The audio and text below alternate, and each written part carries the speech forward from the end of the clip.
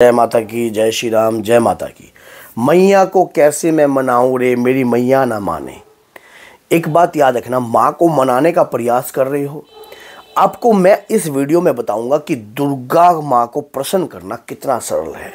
दुर्गा सप्तशती के पाठ के बारे में तो आपने सुना होगा। दुर्गा सप्तशती का पाठ अमृत तुल्य समान है।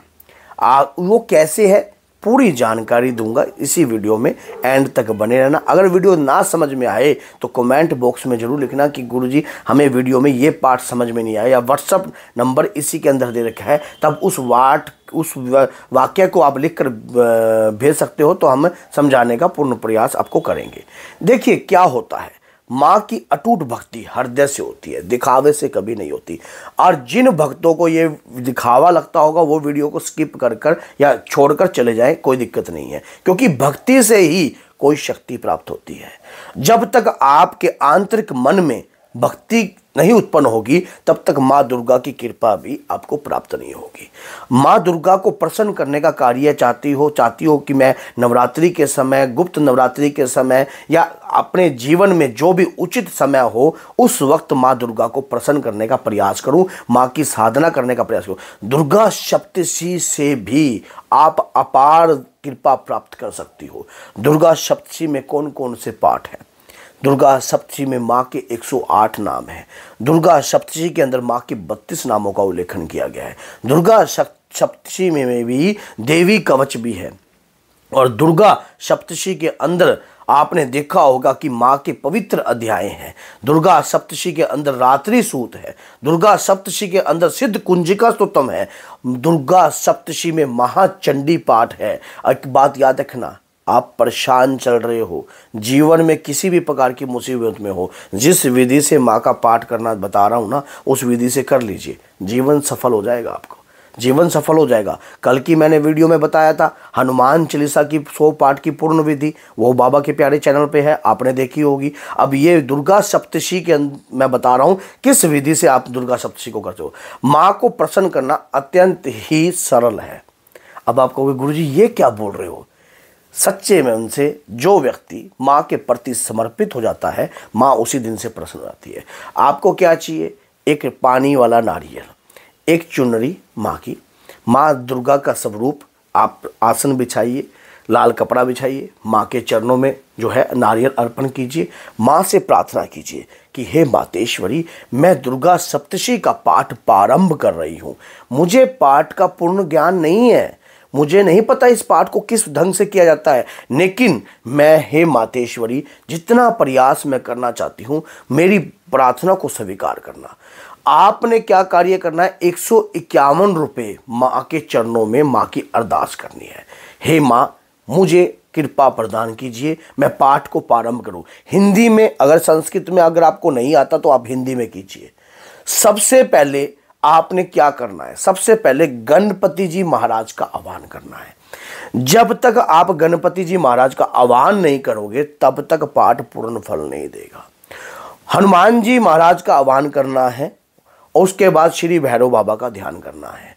नमस्कार आप सभी को करोगे, मार्कंडेय ऋषि जी को नमस्कार करना है, और पाठ के लिए जल का पात्र भरकर रखना है। पाठ प्रारंभ करने से पहले गणपति जी की कोई स्तुति आती है तो वो कीजिए। फिर माँ की स्तुति करनी है, वो भी आपको मिल जाएगी, दुर्गा सप्तशती के अंदर ही होती है।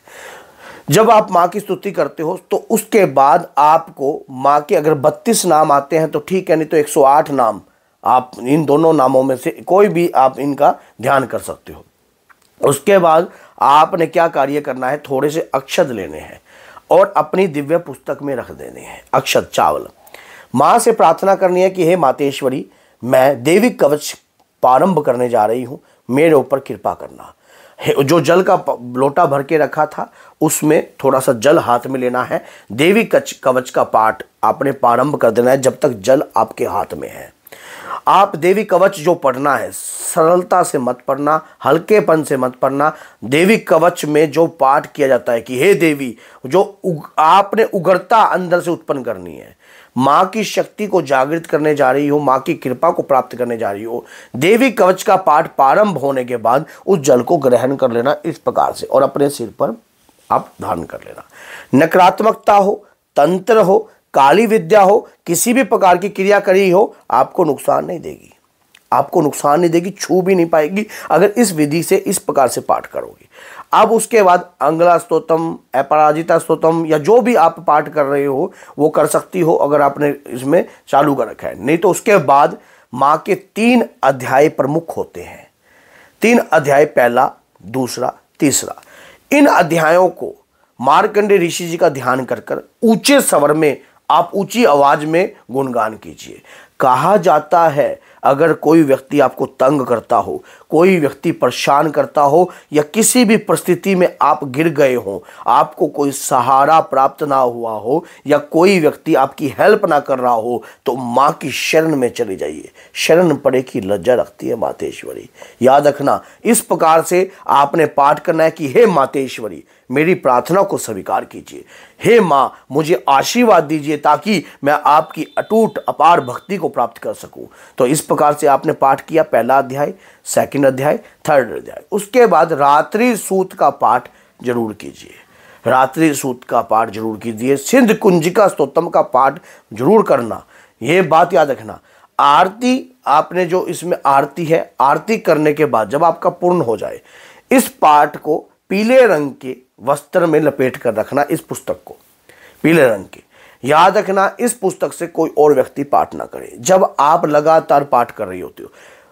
माना जाता है कि लेडीज अगर 21 दिन का संकल्प लेकर भी पाठ करती है इस विधि के दौरान, तो माँ की कृपा अपार उसको 21 दिन में ही प्राप्त हो जाती है। और आप अगर लगातार अपने जीवन में इस पाठ को कर रही हो और जब आपका लेडीज पीरियड का समय चल रहा होता है, तो 3 दिन आप बाहर बैठकर माँ के दिव्य मंत्र का जाप कीजिए, माँ का ध्यान कीजिए, आधा घंटा मेडिटेशन कीजिए माँ के स्वरूप के पास। मतलब मंदिर है, मंदिर से बाहर बैठ जाइए, आसन बिछाकर ध्यान कीजिए। उसके बाद माँ की प्रार्थना, वही पाठ, अगर आपको थोड़े समय बाद यही पाठ जो है माँ के 32 नाम, 108 नाम आपके मुख जवानी चलने लग जाएंगे। उसके बाद जो है माँ का ध्यान करना। फिर 3 दिन बाद जब आप जो चौथे 5वें दिन स्नान आदि कर कर आप उसके बाद फिर पाठ को पूर्ण प्रारंभ कर सकती हो। धीरे धीरे कुछ ही समय के बाद लेडीज को 21 दिन में ही फल मिलता है।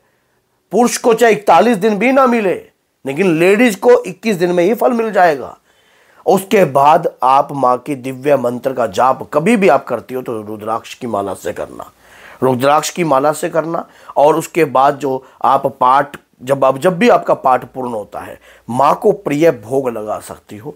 मिश्री धागे वाली पंच मेवाओं के अंदर मिक्स कर कर भी आप माँ को भोग लगा सकती हो। नहीं तो मखाने की खीर में बहुत पसंद है। एक नारियल ले लेना, नारियल को कसकर मखाने की खीर तैयार करना, और जब आप बनाओगी ना, उठते बैठते सोते नहाते गाते सब कुछ अपनी माँ का ही ध्यान करना है। ऐसी अपार भक्ति अगर आपके अंदर जागृत हो जाती है तो माँ तो आपके अंग संग चलती है।